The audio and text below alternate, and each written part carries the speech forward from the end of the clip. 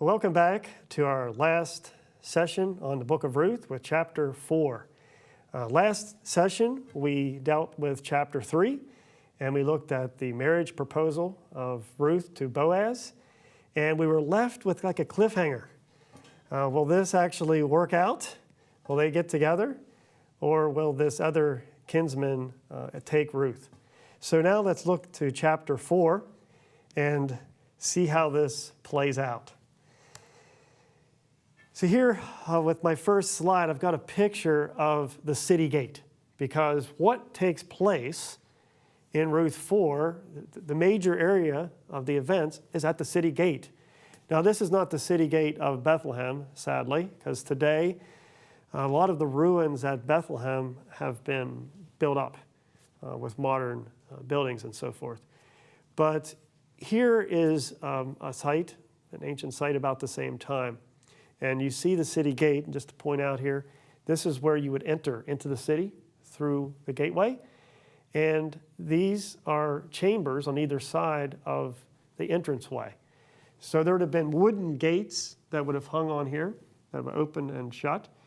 But in times of war, that would have been shut. But in times of peace, that's opened, and these areas, these chambers, are the place where commerce, transactions, and so forth are made in the city. So when he says, I'm going to the gate, think of the nuance, what's going on. He's going to deal with getting the marriage license. Well, they didn't have marriage license, but you get the point. He has to go there to make this transaction happen. So we start out here with Ruth chapter 4, verse 1, the introduction. Now Boaz had gone up to the gate. Look at this language, going up. Cities would have been built on top of a natural hill. Why? For protection. So the idea of him going up, you would ascend the hill into the gate of the city. So he goes up and he sat down there. Well, you sit down at the gate? Yeah, look at this one. This example here, Beersheba, you have benches inside these chambers where you'd sit down and make a transaction. And there it is again. And behold, just so happens, look, here came the Redeemer of whom Boaz had spoken. He came by. So Boaz said, turn aside here, friend, Mr. So-and-so. It's interesting that the text doesn't actually give us his name. We'll talk about that in a bit, about the significance of that. But it's just like, Mr. So-and-so, Poloni Almoni. That's the Hebrew. Hey, Poloni Almoni, sit down here. And so he turned and sat down there. Again, I just mentioned this, but look, here comes the kinsman, nearer kinsman. Here he comes. It gets you into a story, invites you into what's happening here. And again, here the kinsman is not named, just Mr. So-and-so, Poloni Almoni. So he took then, this is Boaz, he took 10 men of the elders of the city and said, sit down here. So they sat down. Now, what can you tell about Boaz's position within the community? He's a position of means, authority, right? You see somebody, hey, sit down. Okay, I'll sit down. He's telling other people, hey, sit down. And so they come over, they sit down. Now, he's not being mean, but I'm saying he does speak with authority, that you listen. It's presenting him in a good light as a person of means in the city gate. Now, think about this for a second. Now, we don't know what's going to happen with Boaz and Ruth yet, but think about Proverbs 31. The woman who's the virtuous woman, her husband is known in the city gate. Interesting. And something for us to think about as well, again, emphasize this idea that both Boaz and Ruth are described by that idea of this outstanding character, this person of worth. So Boaz is being presented here with good character. Here's the Beersheba gate from a top view. This is neat to get a drone to go over top and see it. But again, you can see how this structure is built. So in this case, at this particular location, you have the outer gate here.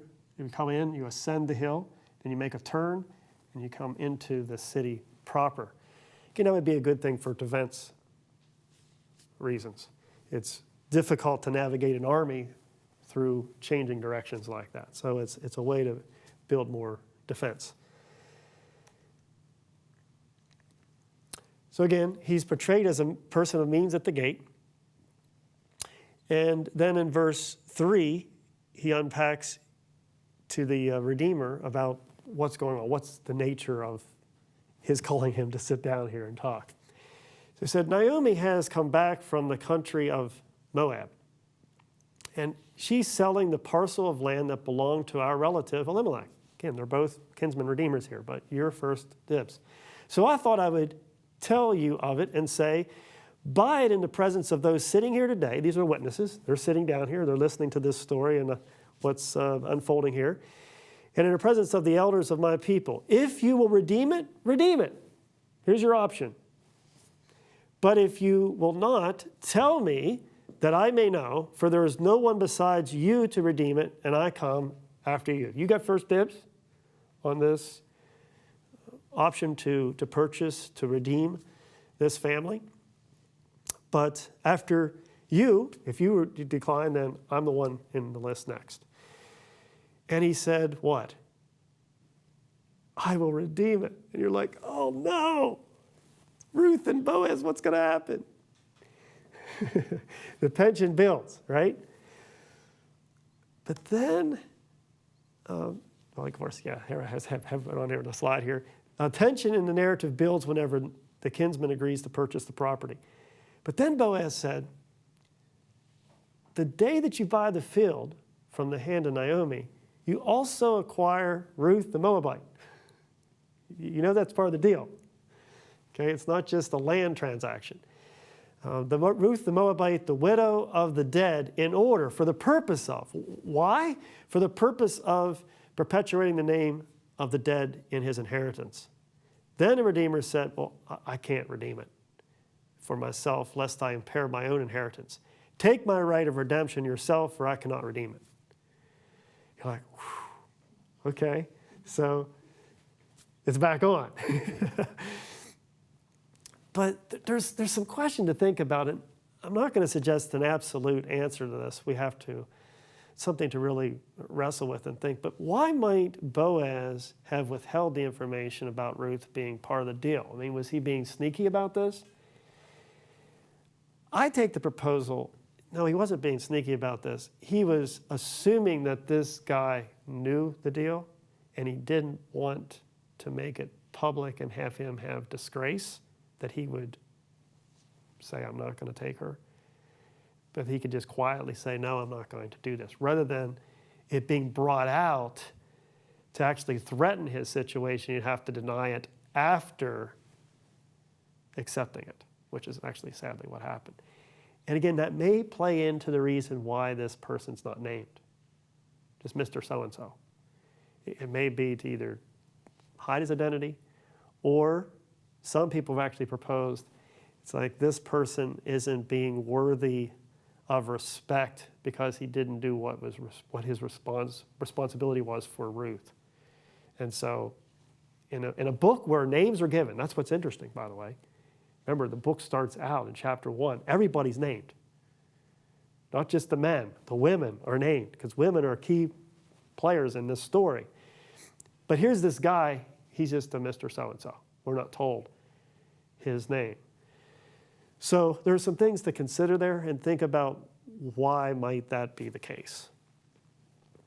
But I think no matter where you land with this, I think it's important to consider Boaz's character. I think Boaz was not trying to harm this guy or anything in that way. He was just wanting to do what's right.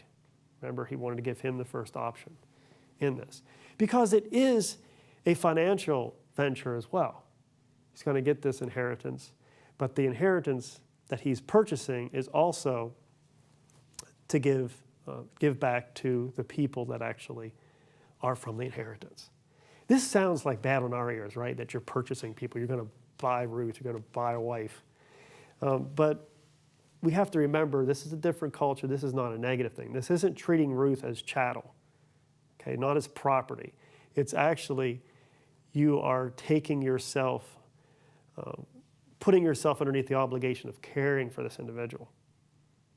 So again, it sounds bad in our ears today, but don't take it how we would hear this today. That's not what's going on here. This is actually Boaz being kind to her. And then you have this interesting insertion here about this custom. And here, these slippers, they're not from Kohl's or something like that. They were actually found in a tomb in Egypt. These are old. And this would be similar to the type of sandals that have been worn by Boaz and the Mr. So-and-so. Talking about this custom of drawing off the sandal. So there's this explanation given here in verses 7 and 8. Now this was the custom in former times in Israel concerning redeeming and exchanging, to confirm a transaction. The one drew off his sandal and gave it to the other, and this was the manner of attesting in Israel. So when the Redeemer said to Boaz, buy it for yourself, he drew off his sandal. Here, I'm giving you my right. So from this text, it's suggesting a few things. It may be that, it may be that at the time of writing, this custom was no longer practiced. So it's added in to explain that, explain what's going on. Or it could be that the narrator initially is just explaining this as part of what happens in this culture for future generations. So it's not clear, but again, it's here for a reason to unpack. Why would you sit down and hand off your shoe to somebody? I wouldn't really care to do that today, right? Give me your dirty shoe. But this is a symbolic act of pointing out, I'm giving up my rights, making this transaction occur. So the narrator explains this, as I already noted here. Either writing of for the time a book of Ruth took place, this custom was no longer practiced, or an editor added it later for explanation to clarify. So then, verse 9, then Boaz said to the elders and all the people, you are witnesses this day that I have bought from the hand of Naomi all that belonged to Elimelech and all that belonged to Chilion and Mahlon. Also Ruth the Moabite, the widow of Mahlon, I have bought to be my wife, to perpetuate the name of the dead in his inheritance. See that it's not just for his interests. He's concerned about to perpetuate the name of the dead in his inheritance, that the name of the dead may not be cut off from among his brothers. It's important. See, community. You're not just thinking about yourself. You're thinking about others in the family who you're obligated to. So may his name not be cut off. And among his brothers, and from the gate of his native place, Bethlehem, where they're sitting today. His inheritance continues. His family line continues today through this.